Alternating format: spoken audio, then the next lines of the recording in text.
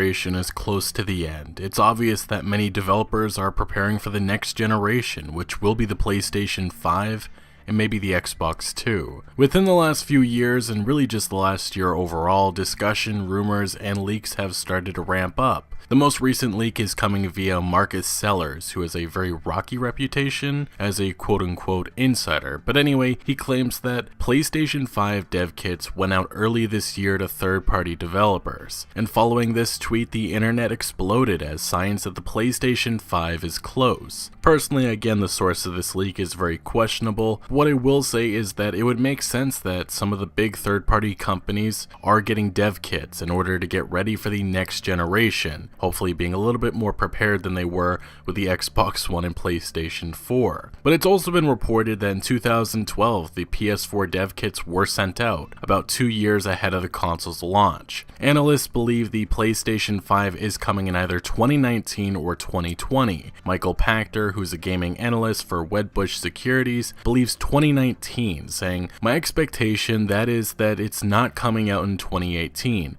That is a 2019 or 2020, but probably 2019. Sony is probably timing it better because they are going to bring out a 4K capable device when the 4K TV market reaches 50% in the USA and 35% in the rest of the world." On the other hand, Macquarie Capital Securities analyst Damien Thong, who has a good track record of predictions, being the individual to predict the PlayStation 4 Pro and PlayStation 4 Slim announcements. And he believes that the PS5 is coming before 2018 ends, specifically saying to the Wall Street Journal that he expected Sony to release its next generation PlayStation by the second half of 2018, which probably would mean that we would have to get a reveal at E3 2018. Another analyst, NPD Group's Matt Piscatella, echoed Pachter's belief by saying, "2020 is what I have in my forecast. The data suggests that there's no need to do it earlier, but I've been surprised before, so I'm as interested in this as anyone." The only time Sony really has addressed any questions regarding the next step came in an interview around E3 2017 featuring President and CEO of Sony Interactive Entertainment America and Chairman of SIE Worldwide Studios,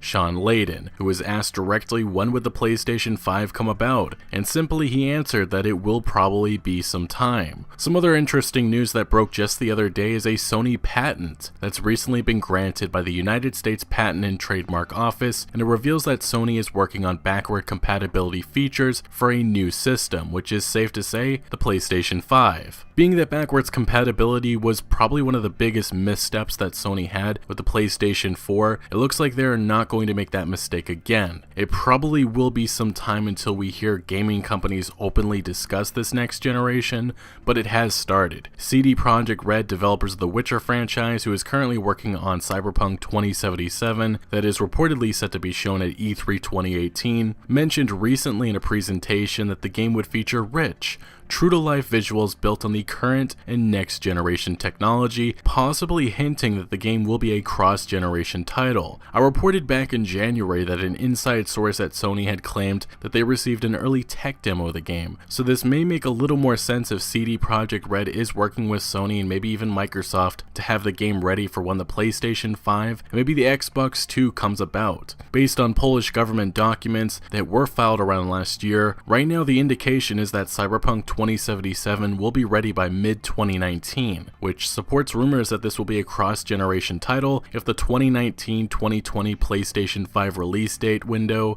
is to be believed. Anyway, right now Sony has been killing it with the PlayStation 4 this generation, recently surpassing 75 million console sales. But certainly Sony recognizes that there is competition. Sony's head of corporate planning, Kazuhiko Takeda, revealed recently that the company can't ignore the Nintendo Switch. Specifically, he said, "At our gaming business, sales of the PlayStation 4 are strong heading into the holidays, but we can't ignore the Nintendo Switch, which has also captured consumers' attention. Our business model involves selling both the game console and the software for it, so we're working to get more customers paying continuously for content, for example through paid subscription services." So while no one expects a PSP or PS Vita, it seems Sony will be making some decisions based on their competition. One of the decisions maybe to do what Microsoft recently did with their Game Pass program, which was making all Xbox exclusive games available at release for Game Pass members. And that probably would be doing something of the same nature for the PlayStation exclusive games, and that would be probably added to the PlayStation Now service, which certainly would be a massive boost